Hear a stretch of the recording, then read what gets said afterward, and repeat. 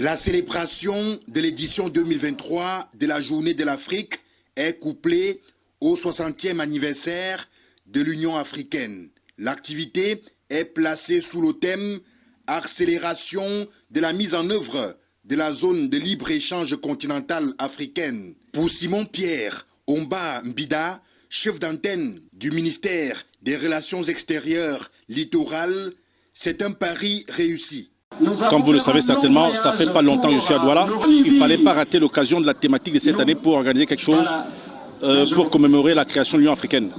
Et comme vous avez pu le suivre, la ZLECAf est un outil, un accord qui permet aux économies africaines de décoller, d'améliorer leur PIB. Je dois dire que depuis hier, on a appris pas mal de choses qui se font dans le cadre de la ZLECAf, que par exemple au niveau du Cameroun, beaucoup d'efforts sont faits. Et on sait par exemple que le Cameroun est gagnant à 100% parce qu'il y a des secteurs sur lesquels nous avons 100%, voire 114% de bénéfices. Dans l'autre 90%, c'est énorme. Et que en faisant au niveau global, c'est-à-dire qu'en faisant le ratio au niveau global, c'est-à-dire que intra-africain et à l'extérieur au niveau international, le Cameroun est gagnant à 46%. Après la phase protocolaire présidée par le gouverneur de la région du littoral, Samuel Dieudonné Ivaha Dibois, plusieurs pays africains qui participent exposent leur savoir-faire, art culinaire, style vestimentaire et musique. Ici, nous avons présenté l'huile de coco. On a présenté le fechouada. Fechouada, c'est un plat de Sao Tomé et qu'on fait découvrir aux autres Africains. Nous avons présenté notre culture, notre tradition, commençant par le tissu que je porte ici. Nous avons préparé aussi le couscous qui est une nourriture traditionnelle de chez nous.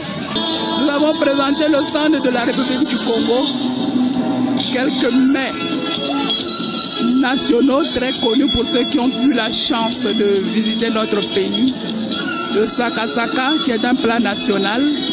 Certains consuls saisissent l'occasion pour inviter leurs citoyens à respecter le règlement du pays d'accueil. Le message que je passe aux Guinéens vivant au Cameroun, c'est d'être unis, être ensemble et respecter la loi de ce pays d'accueil qui est un pays hospitalier. Véritable promotion de la diplomatie économique des pays africains. Une pareille manifestation est souhaitée par tous les participants.